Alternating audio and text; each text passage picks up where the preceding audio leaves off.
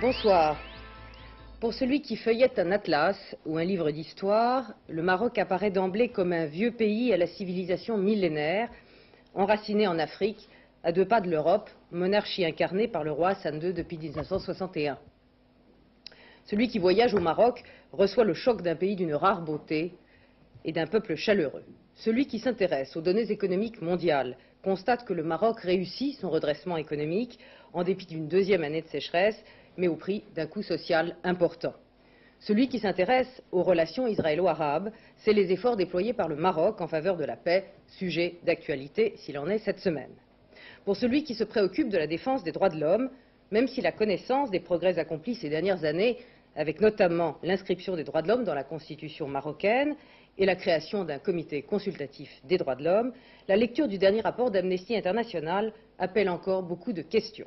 De tout cela, nous allons parler, mais aussi de l'intégrisme musulman, des relations entre le Maroc et la communauté européenne, du conflit en Bosnie ou des mesures proposées par Charles Pasqua concernant les étrangers en France.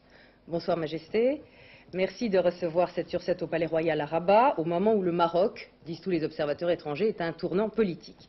Nous sommes vendredi soir et nous enregistrons cette émission quelques heures à l'avance. Alors parlons, si vous voulez bien, d'abord de la monarchie, pour que les Français comprennent bien, qui fait ici l'objet d'un réel consensus et qui a ici une très forte légitimité. Dans un livre que vous avez publié chez Plomb il y a quelques semaines, qui s'appelle « Mémoire d'un roi », vous dites à Éric Laurent, qui vous interroge, « Ce que Dieu m'a donné, Dieu seul peut me l'enlever ». Alors comment est-ce que vous conciliez ce lien qui apparaît d'ordre divin avec la volonté d'être un monarque constitutionnel? Tout d'abord, bonjour madame. Je vous souhaite la bienvenue au Maroc et à travers cette émission, je souhaite la bienvenue au Maroc à tous ceux qui regarderont cette émission et j'espère qu'elle leur donnera satisfaction. Je crois qu'on a donné un sens qui n'est pas le vrai à la phrase que j'ai écrite ou que j'ai dite. Je parlais à ce moment-là comme individu. C'est-à-dire que lorsque Dieu donne à un individu quelque chose, personne ne peut le lui reprendre. Lorsque Dieu gratifie l'une de ses créatures de quelque chose, seul lui peut reprendre ce qu'il a donné. C'était le citoyen, c'était C'est l'homme. le citoyen, c'est l'homme, c'est le croyant, c'était pas le roi. Alors, depuis septembre dernier, il y a une nouvelle constitution, ou plutôt c'est la constitution de 1972 qui a été révisée. On a noté beaucoup de points communs avec la nôtre. Alors, il y a un article 24 qui explique que le Premier ministre, c'est lui qui propose les ministres. L'article 59, où le programme du Premier ministre est débattu à la Chambre et doit faire même l'objet d'un vote. L'article 40, je vois froncer les sourcils, j'espère que je ne me trompe pas. Non, non, L'article 40, commenté d'ailleurs largement par le doyen Vedel, qui montre un progrès majeur avec la possibilité de créer des commissions d'enquête parlementaires. Alors je voulais savoir si cette évolution vers un système politique moderne correspondait à l'évolution de la société marocaine ou si pour vous c'était indispensable pour vous rapprocher d'une Europe, on en parlera d'ailleurs tout à l'heure, avec laquelle vous souhaitez avoir des liens. Non.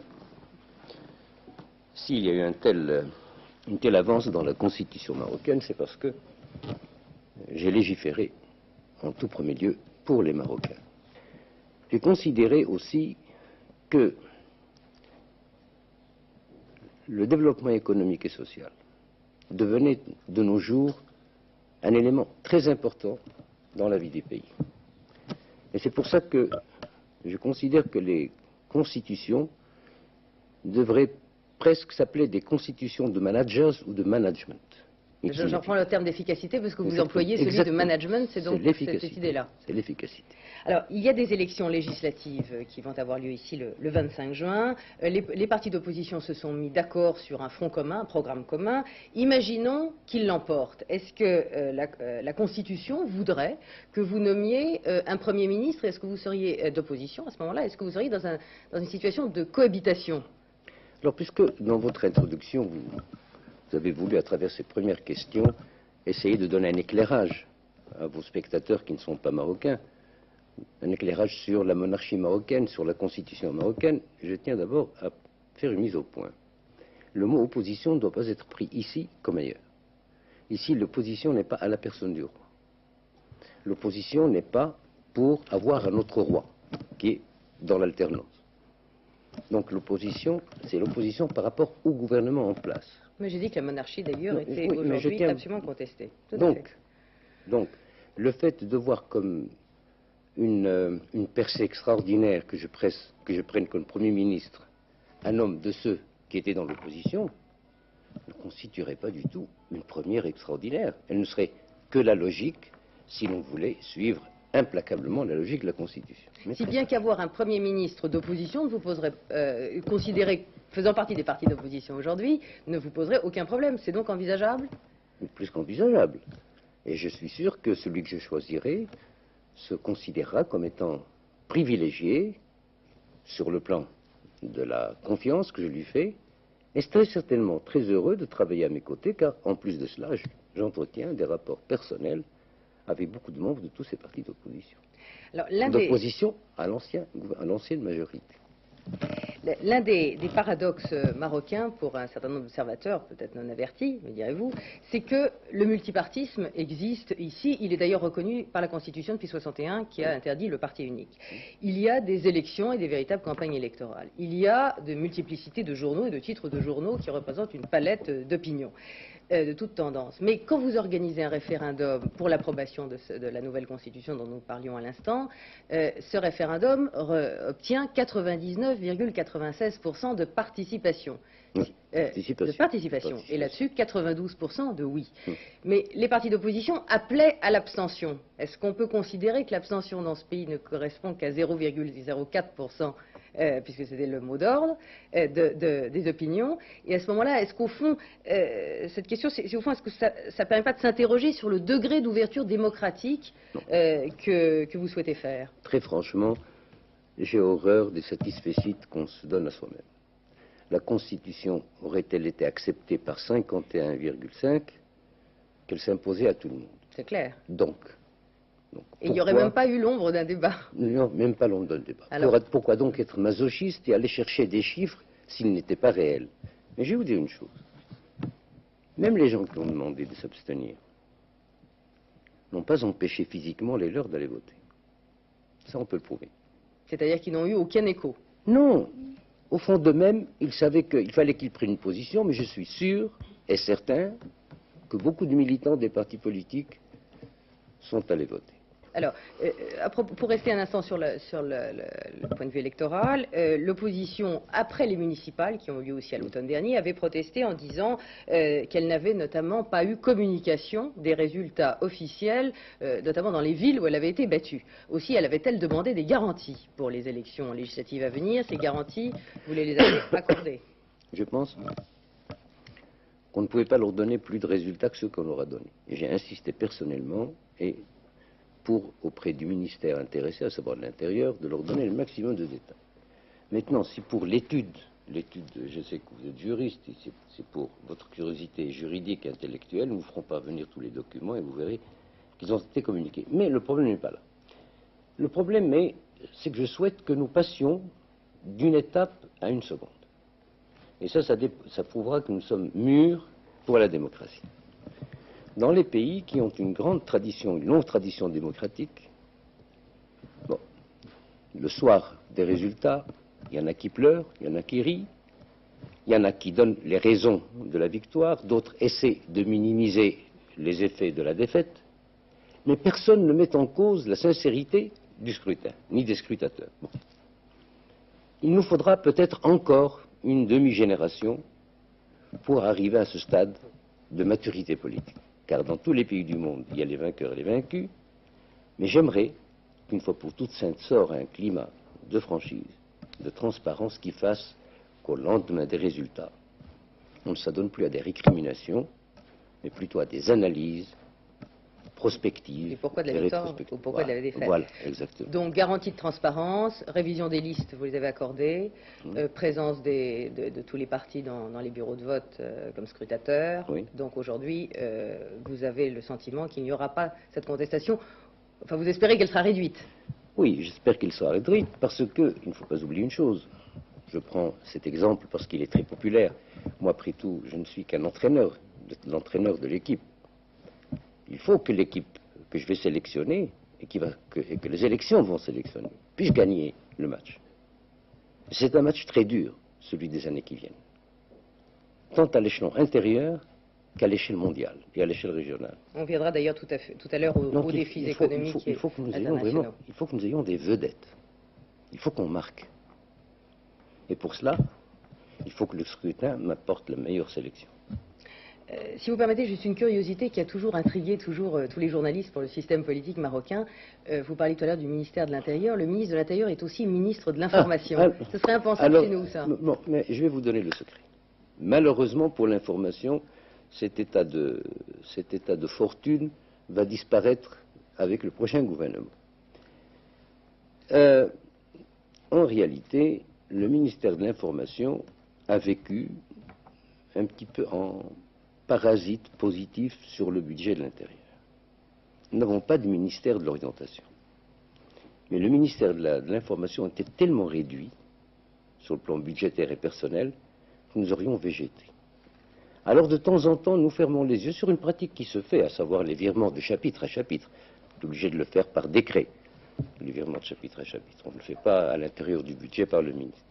Et c'est ainsi que pendant quelques années, nous avons fait vivre notre RTM et télévision sur un petit peu le ministre de l'Intérieur.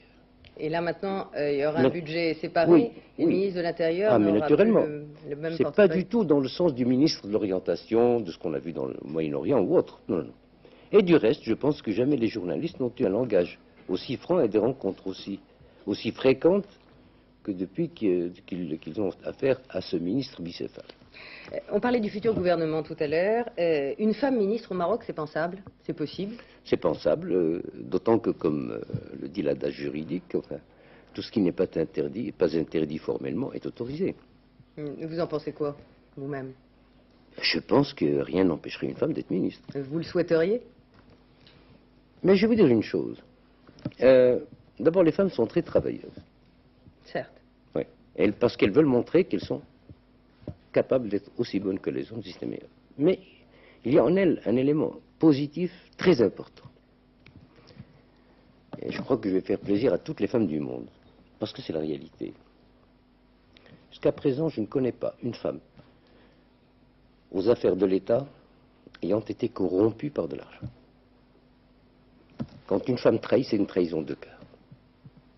Elle se donne à quelqu'un, elle vole des papiers, elle communique des secrets, mais c'est vraiment exceptionnel. Il faut qu'elle soit passionnée. Mais sur le plan de la corruption, je n'ai pas entendu dire qu'une femme ait été corrompue dans l'exercice de ses fonctions. Vous avez souhaité d'ailleurs faire évoluer le statut de la femme ici au Maroc. Jusqu'où êtes-vous prêt à aller sur le plan de la polygamie, sur le plan de la répudiation sur simple déclaration, sur le plan de l'autorisation de voyage, sans l'autorisation du mari? Nous sommes allés aussi loin qu'on le pouvait. Pour moi, seules les choses interdites formellement par le Coran et la Sunna sont intouchables. Autrement, tout peut être réadapté, car la religion musulmane est une religion qui a beaucoup évolué et qui est évolutive. Mais dans la loi, je veux dire, dans la loi. Dans les faits, j'attends la réponse du Conseil des femmes, puisque j'ai réuni toutes les... Elles doivent chacune me faire parvenir, mais je pense qu'elles vont être, dans leur majorité, si ce n'est leur unanimité, d'accord. Mais on ne peut plus répudier une femme sans que ce soit motivé, et en son absence. La polygamie, je ne peux pas l'interdire, elle est autorisée, mais on y a mis tellement de conditions qu'il faut vraiment être suicidaire pour y aller, ou masochiste. En ce qui concerne la garde des enfants, nous avons vraiment été juste et équitable, quoi. Il fallait faire ce qu'il fallait. Là, nous n'avons fait que consacrer la libre profession d'une femme qui est consacrée par le Coran et le Hadith depuis que l'islam existe. Alors, finissons-en, Majesté, avec les consultations électorales. Depuis septembre 91, il y a entre Marocains et Sahraouis un cessez-le-feu au Sahara occidental qui est revendiqué par les Marocains. L'ONU a prévu un référendum d'autodétermination qui doit avoir lieu théoriquement avant la fin de cette année. Est-ce qu'à votre avis, il aura lieu? Est-ce qu'il faut craindre une reprise éventuelle du conflit? Non, je souhaite que ce référendum ait lieu. Le Conseil de sécurité ne saurait commettre un déni d'action. Le référendum est accepté par le Conseil de sécurité, par l'Assemblée générale de l'ONU. Ses modalités ont été arrêtées à l'unanimité en 1990, fin 90. Vous les avez acceptés? Nous n'étions pas tellement satisfaits, mais on a accepté. On a accepté parce qu'on, parfois, nous ne sommes pas jusqu'au boutiste dans ce domaine. Alors qu'est-ce qui coince? Ben, il coince que l'autre partie ne veut pas se mettre d'accord avec nous sur les critères qui permettent aux gens, aux citoyens, de se considérer comme aptes à voter, ou d'être considérés comme aptes à voter. Et vous pensez néanmoins que d'ici fin 93, ce référendum devrait pouvoir avoir lieu? Oui, si l'ONU agit en toute logique, du fait que ces critères ont été arrêtés par le secrétaire général, Pérez de Cuellar, et acceptés à l'unanimité par le Conseil, qui lui en a fait, du reste, qui lui a fait donner des félicitations. Alors, on va parler, si vous voulez bien, comme toujours à 7 sur 7, des événements en France et dans le monde. En France, bien sûr, le plan Balladur. En Italie, le pape en Sicile, Brigitte Cantor et Joseph Pénisson. Lo dico ai responsabili, convertitevi. Una volta verrà il giudizio di Dio. Jamais un souverain pontife n'avait dénoncé aussi durement la mafia sur ses propres terres. Devant des milliers de Siciliens, Jean-Paul II laisse exploser sa colère contre la Cosa Nostra et appelle la population, et plus particulièrement les prêtres, à lutter contre la pieuvre et ses parrains fils du malin. Miséricorde oblige, le pape passe 1 heure avec les mafiosi détenus à la prison de Caltanissetta pour leur prêcher le repentir. Une croisade qui répond aux critiques de nombreux Italiens qui reprochaient à l'Église son silence sur l'organisation du crime. Dur pour les ménages, doux pour les entreprises, ainsi se présente le plan de redressement de l'économie d'Édouard Balladur, destiné en priorité à assainir les finances publiques. Augmentation de la CSG qui passe de 1,1 à 2,4%, augmentation de l'essence et de l'alcool, à quoi s'ajouteront bientôt un plan d'économie drastique sur les dépenses de santé et un allongement progressif de la durée des cotisations retraite. Comme prévu, le remède est rude, il frappe surtout les ménages. Ce sont eux qui paieront la plus grosse partie de ces 70 milliards de francs de prélèvements nouveaux destinés à réduire les déficits du budget et des régimes sociaux. Voilà pour la rigueur. Le plan Balladur comporte également un volet relance plus modeste. Environ 20 milliards de francs seront débloqués afin d'encourager la construction de logements, relancer les travaux publics et alléger les charges des entreprises. Objectif, favoriser l'emploi. Le patronat est satisfait. Les syndicats, comme le PS et le PC, s'inquiètent, eux, des effets de la dégradation du pouvoir d'achat des Français. Mais ceux-ci accusent plutôt bien le coup. La majorité d'entre eux approuvent globalement le plan Balladur. Salman Rushdie, reçu par John Major. Pour la première fois, le Premier ministre britannique rencontre l'auteur des versets sataniques, contraint depuis 4 ans à vivre dans la clandestinité après sa condamnation à mort par l'imam Khomeini en 89. L'entretien s'est déroulé dans la plus grande discrétion, loin des caméras, pour des raisons de sécurité, mais aussi pour ne pas accentuer la colère de l'Iran, qui bien entendu dénonce aussitôt ce soutien officiel. Téhéran accuse Londres de faire de l'affaire Rushdie une arme politique contre l'Iran, tandis qu'en Grande-Bretagne, la communauté musulmane affirme que cette rencontre ne fait qu'accroître la colère des fidèles contre l'écrivain britannique d'origine indienne. Désormais, pour être français, il faudra le vouloir. Par 476 voix contre 88, l'Assemblée nationale adopte la réforme du Code de la nationalité, inspirée du rapport Marceau, et déjà votée par le Sénat en juin 90. Principale nouveauté, les enfants nés en France de parents étrangers, qui jusqu'à présent devenaient automatiquement français à leur majorité, devront désormais en faire la demande expresse entre 16 et 21 ans. Par ailleurs, 2 amendements durcissent le texte du Sénat. L'un porte de 6 mois à 2 ans le délai de naturalisation par mariage. L'autre concerne les enfants dont les parents sont nés en Algérie avant l'indépendance. Jusqu'à présent automatiquement français, il faudra désormais que l'un au moins de leurs parents justifie de 5 ans de résidence en France. Un gage donné à l'aile droite de l'UDF qui réclamait une loi encore plus musclée. Pour le ministre de la Justice, Pierre Méhaignerie, cette réforme devrait favoriser l'intégration et limiter la fraude. Le PS et le PC qui ont voté contre la jugent inutile et dangereuse. Le texte amendé par les députés doit maintenant retourner devant le Sénat. Majesté, je ne vais pas vous faire commenter le plan de relance et d'économie d'Édouard Balladur. Peut-être l'arrivée d'Édouard Balladur au gouvernement, vous le connaissez? Je le connais. Je trouve qu'il a abordé sa tâche avec beaucoup de sérénité, qu'il a devant lui un pari très important. Mais justement, ce qui sécurise, c'est qu'il ne donne pas l'impression qu'il prenne cela comme un pari. C'est une obligation. Tout autre à sa place, à mon avis, devrait le considérer comme tel. Mais il a sa manière. Il a sa manière qui est sécurisante. Vous connaissiez Pierre Bérégovoy? Beaucoup. Et j'ai eu énormément de peine en apprenant sa mort, car c'était un homme d'une droiture et d'une loyauté sans faille. Il restait fidèle à ses amis jusqu'au bout. Et j'ai perdu là un ami. La France a perdu un bon serviteur. Au-delà du code de la nationalité, que je ne vais pas non plus vous demander de commenter, vous savez qu'on débat en France de mesures pour réglementer le contrôle et le séjour des étrangers. Bon, cela peut vous concerner puisqu'il y a 700 000 Marocains qui vivent en France, c'est la troisième communauté en France après les Portugais et les Algériens. Est-ce que vous comprenez que l'Europe cherche à se protéger de l'immigration ou est-ce que ça vous choque? Pas du tout, ça ne me choque pas. Je comprends que l'Europe se protège de l'immigration, surtout en période de chômage, et surtout lorsque le chômage devient maintenant une sorte de maladie endémique qui ne connaît pas de frontières. Jusqu'à présent, on pensait que certains continents ou certains pays étaient à l'abri de cette nouvelle bactérie, mais malheureusement, des plus pauvres ou plus riches, il y a un chômage. Non, j'estime tout simplement que ce qui empêcherait peut-être, parle du Maroc par exemple, c'est que lorsque les investisseurs viennent pour des PME ou des PMI, qu'il y ait en même temps un transfert de technologie. Ce serait donc une formation faite chez nous qui empêcherait ceux-là même d'aller en France.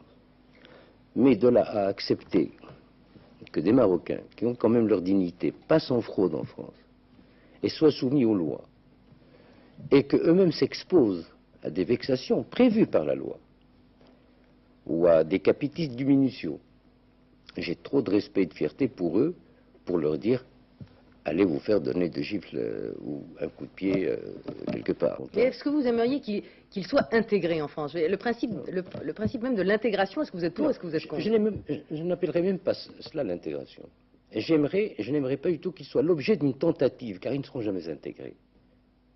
Vous croyez qu'eux ne le veulent pas, non, ou que c'est les Français qui le refusent? L'exprimeront-ils qu'ils ne le pourront pas? C'est possible entre Européens. La trame est la même.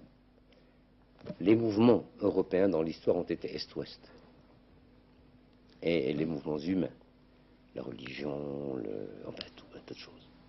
Mais là, c'est un autre continent. Et vous n'en avez que faire.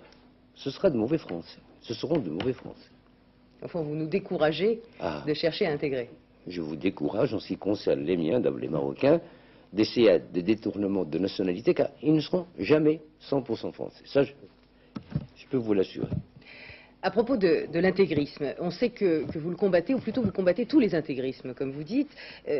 J'aimerais vous demander, au fond, quelles sont vos armes? Est-ce que ce sont des armes religieuses, puisque vous êtes le prince des croyants et qu'au fond, vous pouvez dire il n'y a pas plus musulman que moi? Ou est-ce que ce sont des armes de développement économique, précisément celles dont vous parliez à l'instant? Il se trouve que pour le Maroc, il n'y a pas que les armes conventionnelles. Il y a cette arme très importante qui est constituée par le fait que le roi est l'émir des croyants. Mais ce n'est pas suffisant. Les causes de l'intégrisme ne sont pas nombreuses, mais elles sont très dangereuses. Il y a d'abord une trop grande tendance vers la laïcité ou une tendance à oublier qu'on est musulman. On l'a vu dans certains pays musulmans. Ça a amené l'intégrisme. Le parti unique aussi engendre souvent l'intégrisme.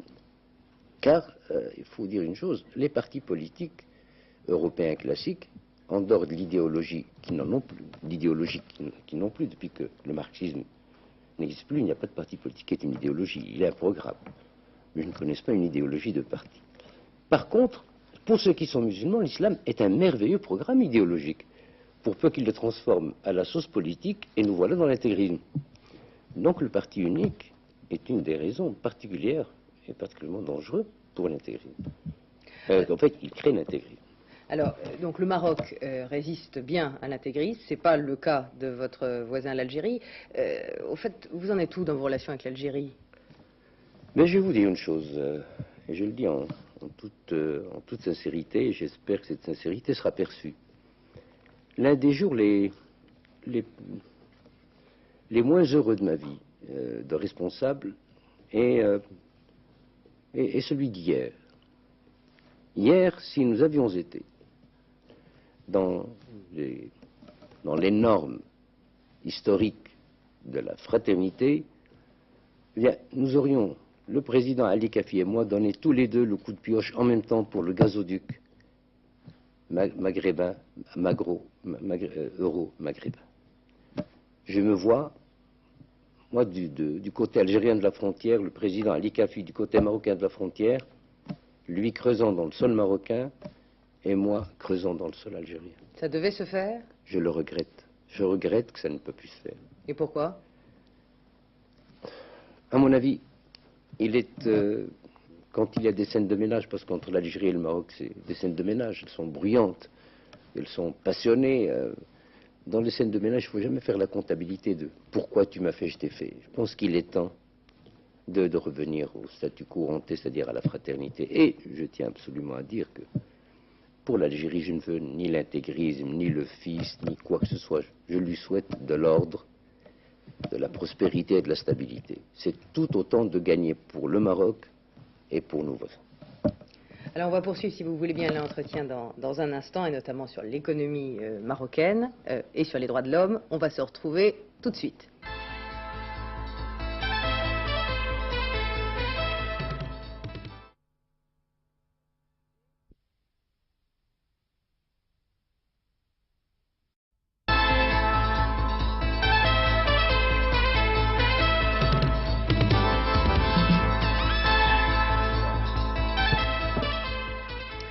Retour à 7 sur 7 en compagnie de Sa Majesté Hassan II, le roi du Maroc. Nous continuons notre conversation à la fois sur le Maroc et les problèmes qui nous intéressent entre la France et le Maroc. L'économie marocaine, précisément, elle nous intéresse à plus d'un titre, puisque la France est à la fois le premier client, le premier fournisseur et le premier investisseur étranger au Maroc. Alors, vous avez procédé depuis 10 ans à une cure d'austérité, ça s'appelle un programme d'ajustement culturel qui a porté ses fruits, puisque une croissance autour de 5% par an, un afflux de capitaux étrangers et une dette en voie de règlement, plus les félicitations du FMI. Donc un décollage économique réel au Maroc, avec, comme c'est souvent le cas, un coût social très élevé. Effectivement. Je pense que, comme je vous le disais tout à l'heure, les pays de plus en plus vont être confrontés ou vont affronter une heure de vérité. Et à ce moment-là, il faudrait qu'ils soient le mieux armés possible. Il ne fallait pas que nous restions dans un débat métaphysique, en se posant la question qui a commencé. Est-ce que c'est l'œuf qui a commencé ou c'est le poulet qui a commencé par être œuf? On n'en finit plus. Dans ces structures ou ces restructurations économiques, il n'y a pas de miracle, il n'y a pas de solution miracle. Il y a des méthodes qu'il faut suivre. Naturellement, elles sont d'un coût social énorme. Est-ce que vous accepteriez, pardon de vous interrompre, est-ce que vous accepteriez qu'on dise aujourd'hui que les pauvres sont sans doute un peu moins pauvres, mais les riches beaucoup plus riches? Ou est-ce que c'est pas tout à fait exact? Est-ce qu'on a l'impression que les inégalités se sont creusées? Oui. Pas parce que les riches sont devenus plus riches. Parce que les riches ne paient pas leurs impôts. Comment ça, c'est possible, ça? Le Marocain riche est très mauvais payeur d'impôts. Mais vous n'arrivez pas à faire rentrer les impôts? Nous allons le faire, mais je tiens à ce que ce soit l'une des croisades du prochain gouvernement. Ce sera l'une des principales tâches du prochain gouvernement, quelle que soit sa couleur politique. Quand les impôts ne rentrent pas, les dépenses augmentant, les recettes diminuent. C'est pour ça que les Marocains, les riches, certains sont plus riches qu'avant. Alors, on dit souvent le Maroc est à l'Europe, je ne sais pas si c'est un cliché, mais est-ce que le Mexique est aux États-Unis? Au fond, c'est une façon de vous demander si votre avenir est en Afrique et dans le Maghreb, ou est-ce qu'il est dans un lien de plus en plus fort avec l'Europe, et justement, quel type de lien souhaitez-vous avec l'Europe? Je pense que le Maroc, d'abord, est un pays remarquable, il y a des points remarquables. Et parmi ces points remarquables, il y a, à l'ouverture de la Mare Nostrum, une porte dont l'un des battants se trouve être le Maroc. Donc, on ne peut pas ne pas le remarquer. Ceci a entraîné beaucoup de convoitises. C'est pour ça que nous avons toujours guerroyé pour notre indépendance. Enfin, je passe à côté. Pardon, quand vous dites la Mare Nostrum, c'est bien la volonté de dire que la Méditerranée baigne un certain nombre de pays qui ont donc en commun le sud de l'Europe et le nord de l'Afrique, un avenir commun. Vous le dites vous-même dans votre formulation. Un avenir commun. Naturellement, il serait difficile de dire de définir d'une façon précise quels devront être ces liens tant dans leur nature que dans leur intensité. C'est-à-dire que je souhaite qu'ils deviennent forts au fur et à mesure que l'Europe et le Maroc deviendront forts. Donc qu'ils soient modulables et parfaitement applicables à la situation des uns et des autres. Un partenariat en somme. Je ne veux pas être traîné en remorque. Je veux un partenariat. Car si je ne veux pas d'assistance, car ça me rendrait paresseux, et en plus, nous sommes un pays fier et capable de faire quelque chose. Un partenariat bien étudié, bien décidé, je pense, serait quelque chose d'important. Alors, un des critères d'intégration à l'Europe, vous le savez, c'est l'état des droits de l'homme dans les différents pays. Alors, le préambule de la Constitution marocaine se réfère explicitement à la Déclaration universelle des droits de l'homme. Vous avez créé vous-même un conseil consultatif des droits de l'homme où sont associés des ministres, des syndicats, des représentants de tous les partis, des personnalités de tous les bords. Et la communauté internationale reconnaît avec beaucoup de satisfaction des changements importants qui ont eu lieu au Maroc, notamment depuis 2 ans. Est-ce que, pour vous, aujourd'hui, l'instauration d'un État de droit au Maroc est un processus irréversible? Non seulement c'est un processus irréversible, mais à mon avis, plus on donne de liberté, plus il faut que ces libertés soient respectées.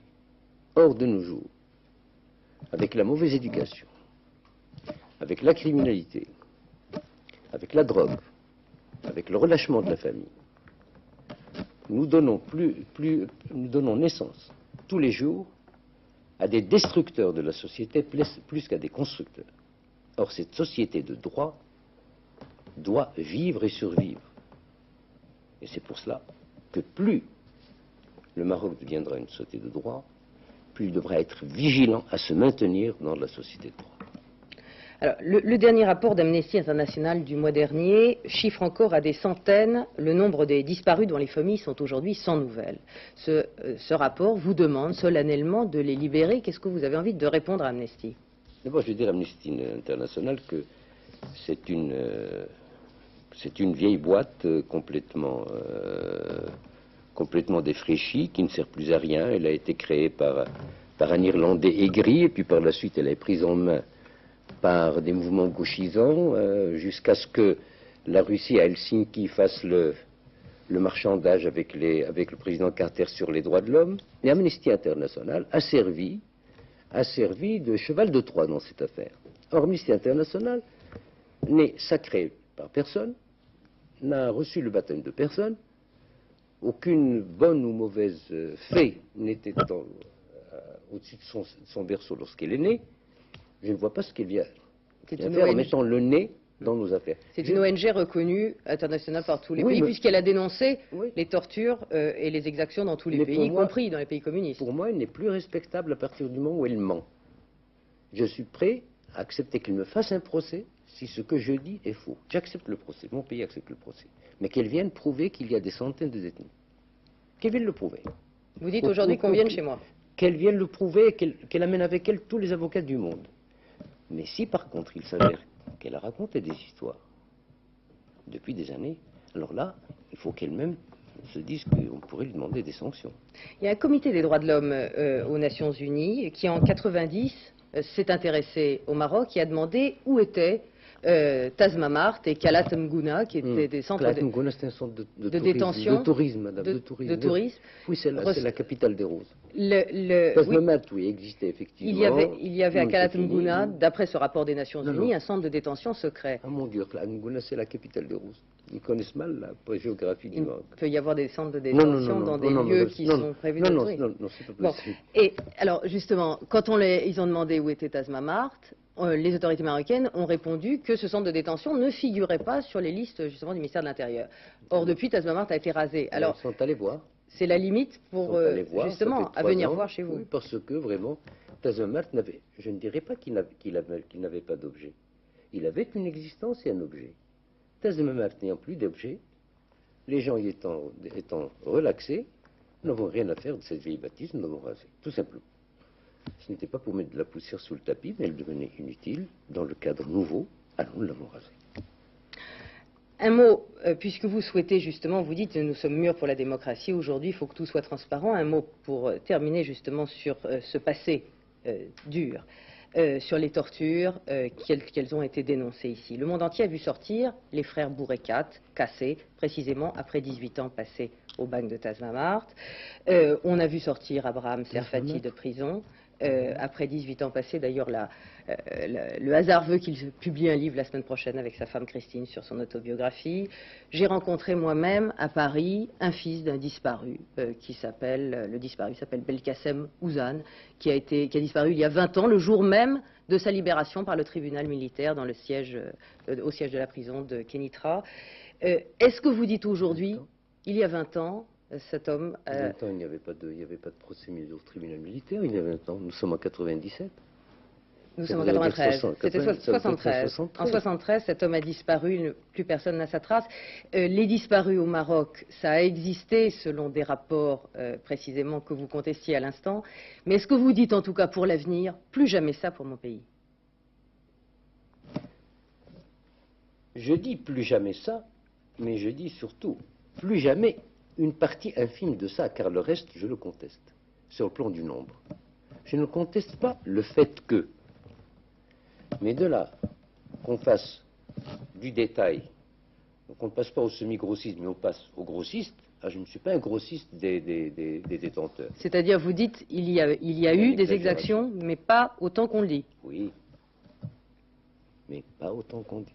Et vous-même, pour le cas de ce garçon dont vous me parliez, madame, pour vous faire plaisir et pour vous convaincre, nous sommes prêts à ouvrir avec vous un dossier quand vous aurez le temps. Vous n'avez qu'à me donner tous les éléments. Je serai très heureux que vous vous trompiez, car ça vous ferait plaisir. J'aimerais beaucoup. Mais je serai malheureux que vous ayez raison, et je vous le dirai si vous avez raison. Alors, dans votre livre, où Éric Laurent vous interroge précisément là-dessus, et sur des conditions de détention très dures, notamment à Tazmamart, et vous répondez « Je n'ai pas à surveiller l'intendance des lieux de détention ». Effectivement. Quand vous avez eu connaissance de l'intendance, est-ce que vous avez pris les sanctions contre ceux qui ont torturé dans ce pays? Immédiatement. Il n'y avait pas de torture, madame. Ça, je puis vous assurer qu'il n'y en avait pas. Mais immédiatement, j'ai donné les instructions, mais je n'étais pas au courant. On parlait des élections tout à l'heure. Il est un homme qui est devenu un des emblèmes pour les partis de l'opposition. Aujourd'hui, il s'agit de Noubi Ramaoui, secrétaire général du principal syndicat de ce pays, la CDT, qui a été condamné à 2 ans de prison pour injure et diffamation contre le gouvernement. Est-ce que, en plus de la lourdeur de sa condamnation, ce n'est pas une erreur d'en avoir fait un porte-drapeau?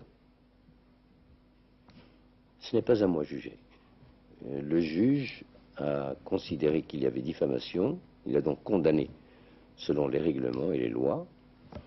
Ce monsieur aurait pu interjeter, aller en cassation, il ne l'a pas fait. Il aurait pu se demander la grâce, il ne l'a pas fait. Vous l'auriez gracié? Comment? Vous l'auriez gracié? S'il le demande, nous verrons. Tout dernièrement, on nous a dit que sa santé était un petit peu dégradée.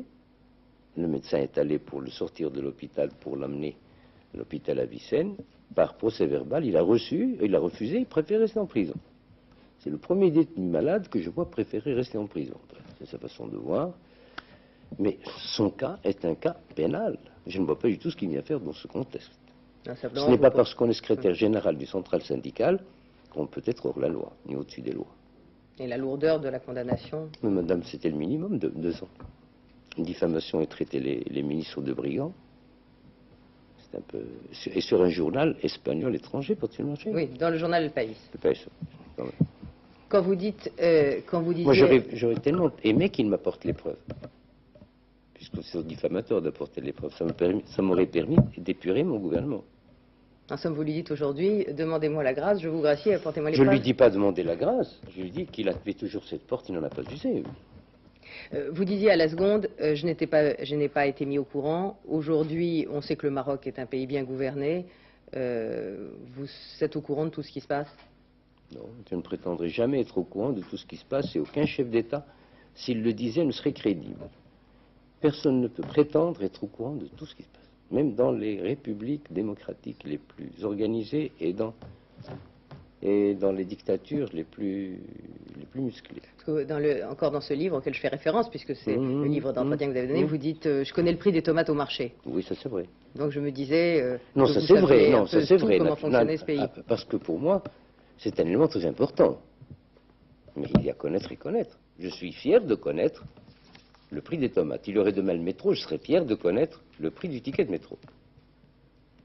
Mais de là à connaître tous les larcins des grandes villes ou toute autre chose. Dernière question sur ce thème. Majesté, est-ce que la famille Oufkir peut aujourd'hui sortir du Maroc? Madame, nous parlions tout à l'heure des élections. Et je vous ai dit que j'espérais qu'il y ait une nouvelle vague qui vienne pour monter à l'assaut. Cette nouvelle vague, justement, est née en 72, l'année à laquelle vous vous référez concernant cet individu et sa famille. Je ne parle pas de l'individu, comme vous dites, de sinistre mémoire pour les Marocains, pour vous-même. Disons. Et tout le monde le sait, il s'agit là de sa famille. Donc, en plus de cela, la Constitution a ramené l'âge pour être électeur à l'âge de 20 ans. Et pour être éligible à l'âge de 22 ans. Dont ceux qui sont nés en 72 ont actuellement 21 ans. Demain, ils vont aller aux élections. Ils n'ont jamais vu la gueule de cet individu, je m'excuse du terme. Ils ne savent même pas combien il a laissé d'enfants. Est-ce que vous pensez que ce problème les intéresse? Mais quand même, puisque je vous parlais. Mais comme il vous intéresse, je peux bien vous faire plaisir. La famille, oui. Non, je vais vous faire plaisir, Lui, il m'intéresse. La famille, on y a même trouvé la possibilité d'aller au Canada. Et le gouvernement canadien, j'ai encore la lettre, m'a écrit en me disant, mais quel cadeau empoisonné vous me faites? Pourquoi n'avez-vous pas choisi un autre endroit? J'ai fait dire que parce que la communauté marocaine était nombreuse et que, ma foi, ce n'était pas la peine que cette femme, avec ses enfants, aille dans un pays où elle serait déculturée. Elle vit ici. Elle peut avoir un passeport et sortir demain? Si elle le demande, elle peut le prendre et sortir. Fin de l'actualité de la semaine, les négociations israélo-arabes, la Bosnie, l'ouverture du Festival de Cannes et l'épouvantable prise d'otage des enfants à Neuilly. Brigitte Cantor, Joseph Pénisson. C'est une toute petite phrase, mais ça fout la trouille. Hein. Alors, je suis très heureuse de déclarer ouvert le 46e Festival international du film de Cannes. Roman Boringer a prononcé la formule magique, la fête peut commencer. En ouverture, Catherine Deneuve en compagnie de Daniel Auteuil et d'André Téchinet pour Ma saison préférée. En clôture, Isabelle Adjani pour Toxic Affair de Philomène Esposito. Joli programme en perspective. Cette année, 23 films sont en compétition, dont 4 français. Et c'est Louis Malle, président du jury, qui décernera la Palme d'Or le 24 mai. Déception à Washington. À l'issue de la 9e session des pourparlers de paix, Israéliens et Arabes se séparent sur un constat d'échec, malgré le forcing américain de dernière minute pour concilier leurs positions. Un revers pour Washington, accusé par les Palestiniens d'épouser les thèses israéliennes. Cependant, le dialogue n'est pas rompu, une reprise des pourparlers est même envisagée en juin. Pendant ce temps, les violences continuent. Toute la semaine, les affrontements entre intégristes musulmans et soldats de Tsahal se sont multipliés en Israël, faisant de nombreuses victimes. Cet enfant, entreaperçu dans les bras d'un homme du raid, levé de la victoire des policiers, l'arrivée d'Édouard Balladur, des signes qui ne trompent pas, à 7h30. Devant l'école Commandant Charcot à Neuilly, la nouvelle tombe, les petits otages et leurs maîtresses sont sains et saufs, le forcené est mort, le cauchemar est terminé.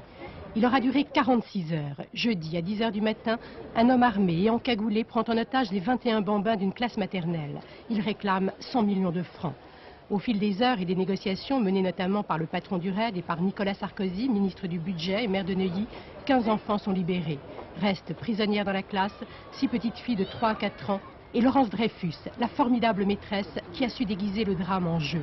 Toute la France vit au rythme de l'angoisse des parents, même si le ministre de l'Intérieur affirme que rien ne sera fait qui puisse mettre en péril la vie des enfants. Il faudra une seconde interminable nuit avant que les hommes du RAID puissent donner l'assaut. Profitant d'un moment d'assoupissement du forcené, celui-ci est tué avant d'avoir pu utiliser les 21 bâtons de dynamite qu'il détenait. Il s'appelait Eric Schmitt, il avait 42 ans et c'est lui qui, la semaine dernière, avait fait exploser une bombe à Neuilly, signant ses tracts HB. HB comme Human Bomb, bombe humaine, il affirmait qu'il préférait mourir plutôt que d'être pris. Pour les enfants, l'heure des mamans a enfin sonné. Pour ou contre le plan de paix Vance-Owen. Les Serbes de Bosnie se prononcent ce week-end par référendum, 15 jours après le rejet de ce document par leur Parlement. Malgré les pressions de Belgrade en faveur du oui, un non massif est attendu. Les résultats seront connus mercredi. Tandis que les Occidentaux continuent de tergiverser sur la tactique à adopter, sur le terrain les combats continuent. Au nord entre Serbes et musulmans, au sud entre Croates et musulmans. À Majesté, tout de suite les négociations israélo-arabes. Une phase s'est terminée cette semaine sans visiblement déboucher sur un texte commun. On a l'impression qu'aujourd'hui tout le monde se parle mais que la paix n'avance pas. Vous avez pris conscience du problème depuis longtemps, dès 1956. Depuis 15 ans, vous n'avez pas ménagé vos efforts pour la paix. Qu'est-ce que vous pourriez prendre comme initiative aujourd'hui? Est-ce que ce ne serait pas le moment d'ailleurs? L'initiative dans ce domaine ne pourrait être que matérielle. Sous forme de papier, de projet. Non. J'imaginais une invitation à Rabin et à Arafat de venir ici à Rabat. Je ne l'exclus pas, mais le moment n'est pas mûr. Ceci dit, je suis extrêmement inquiet parce que d'un côté, on a l'impression qu'on donne d'une main et qu'on reprend d'une autre. D'un autre côté, la centrale palestinienne qui est l'OLP et qui est donc... En réalité, c'est elle qui négocie à Washington. Elle se trouve en état de débordement par une autre centrale de résistance palestinienne, elle, radicale, n'étant aucune négociation, étant pour la manière forte, pour le combat. Je crains que si cette atmosphère demeurait, une atmosphère d'hésitation de la part des Israéliens et une atmosphère de suspicion de la part des Palestiniens, je crains que, comme dans beaucoup de cas, les espoirs suscités n'aient une réaction très négative sur l'avenir. C'est-à-dire que ce que je sais, ce matin, je me suis attaché un petit peu à l'actualité. Comme vous le savez, les Américains ont remis un papier aux Israéliens et aux Palestiniens en leur disant, écoutez, les Palestiniens ont refusé ce papier en considérant que ce papier n'était pas équitable, car il donnait tout aux Israéliens et rien aux Palestiniens. Ils l'ont dit aux Américains. Et les Américains l'ont dit, nous allons refaire un autre papier. Nous allons refaire un autre papier, même s'il faut attendre et retarder un peu la clôture des négociations. Voilà les nouvelles que j'ai ce matin. On a beaucoup espéré de ces négociations et on a l'impression qu'elles s'enlisent phase après phase. Dans l'affaire de ces négociations, il y a deux éléments qu'il faut apprécier. Les résultats doivent être obtenus le plus tôt possible. Ça, je jouerai le court terme. Les fruits bénéfiques sont dans le moyen et le long terme. Mais il faut faire la moisson maintenant. La moisson doit être faite maintenant. La cueillette doit être faite maintenant. Notamment parce que vous craignez justement des éléments de déstabilisation à l'intérieur de la centrale palestinienne. Oui, et puis même dans les territoires occupés. Un changement de ton. Radicalisation.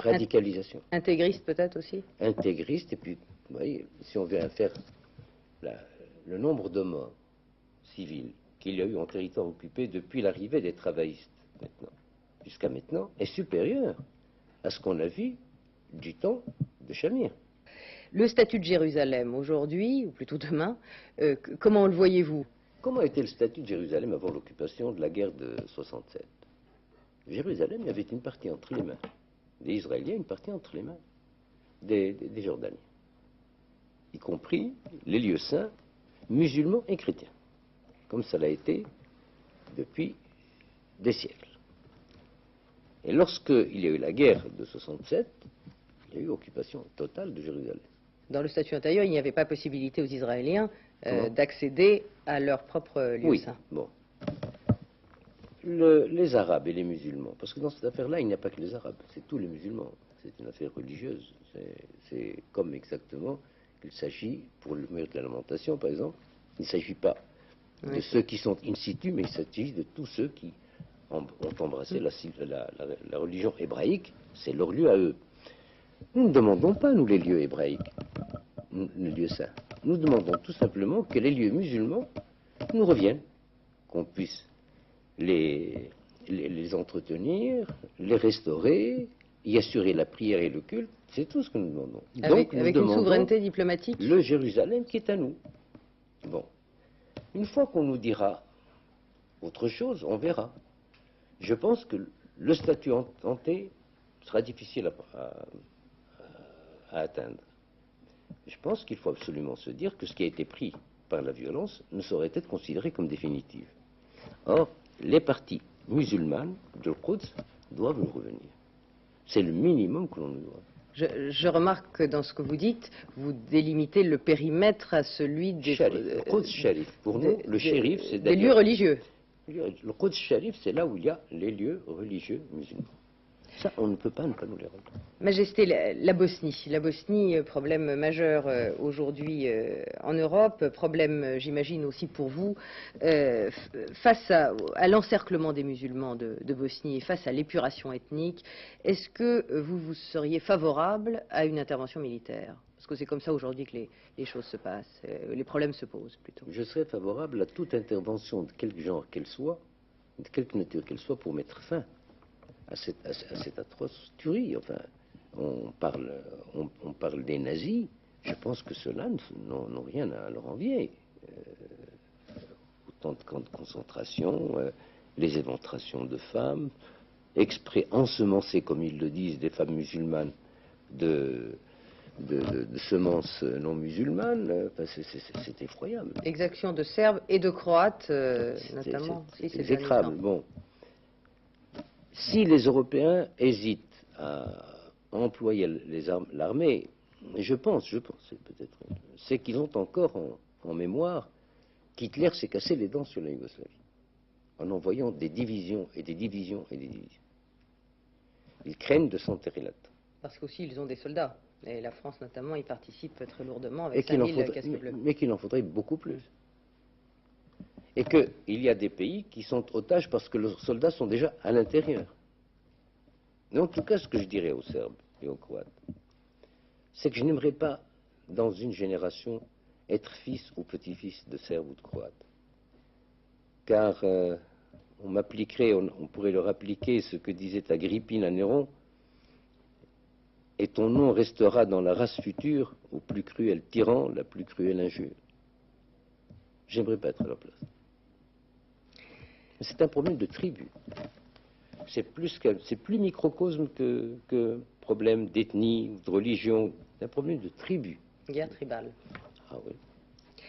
Majesté, vous régnez depuis 32 ans avec des tourmentes, des difficultés. On a parlé aujourd'hui de votre volonté d'édifier un État de droit aujourd'hui au Maroc. Vous croyez que ce sera plus facile pour votre fils, le prince héritier, Sidi Mohamed?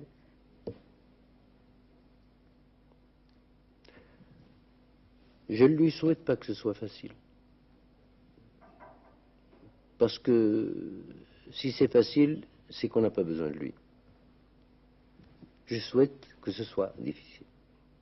Car ça prouvera qu'on aura toujours besoin de cette monarchie pour être le premier ouvrier du royaume. Majesté, merci. Merci d'avoir participé à ce 7 sur 7. Merci de nous avoir reçus à Rabat. Dimanche prochain, à 7 sur 7, je recevrai Bernard Tapie. Nous reviendrons en France avec nos problèmes et nos soucis. Dans un instant, le journal de 20 h de Claire Chazal. Merci à tous. Bonsoir.